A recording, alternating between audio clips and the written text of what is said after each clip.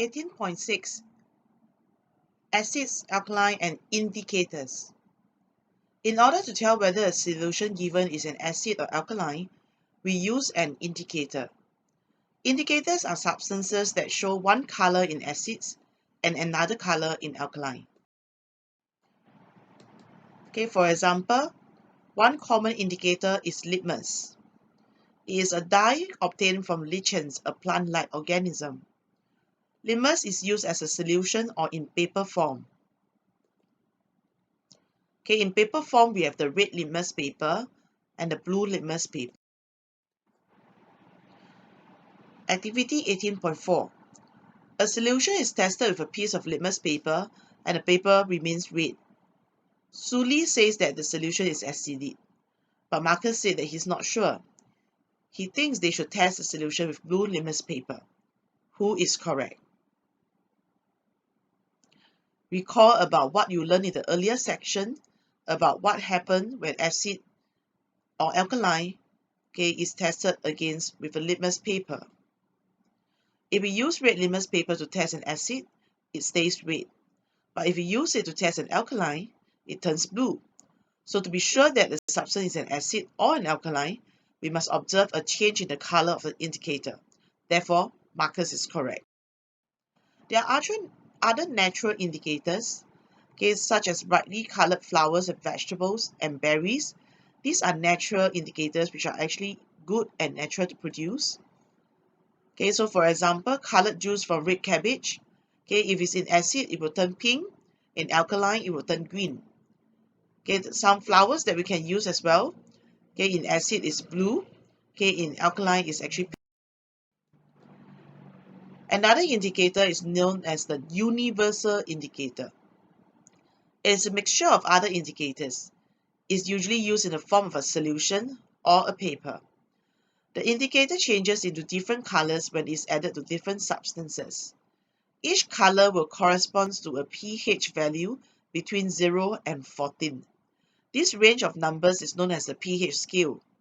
Because universal indicator measures pH, sometimes we also call it pH indicator.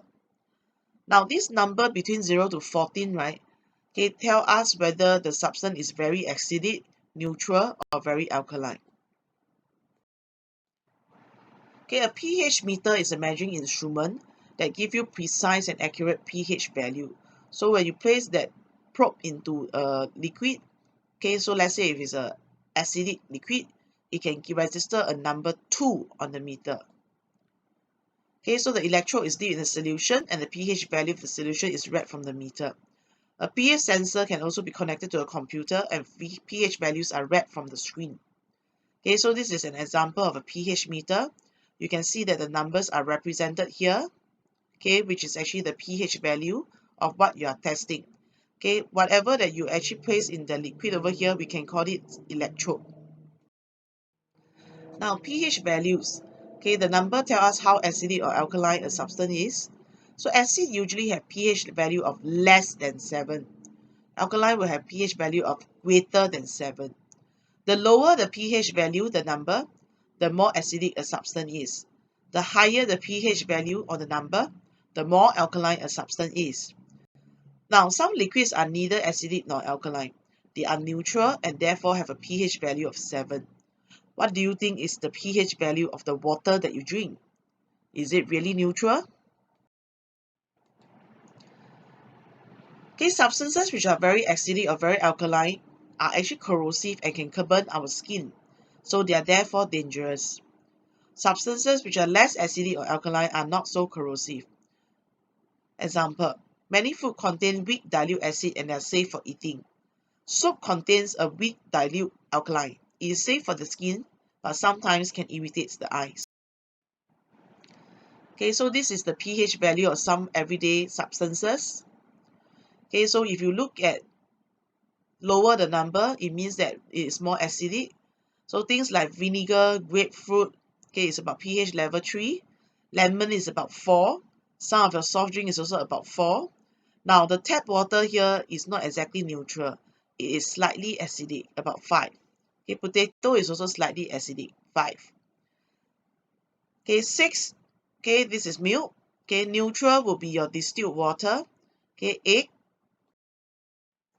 Now, if we increase this number beyond 7 now, we are looking at alkaline. Okay, baking soda, 8. Your soap is about 9. Toothpaste is about 10. Okay, then you have something known as the milk of magnesia, around 10 to 11. Okay, the bleach that we use is around 12.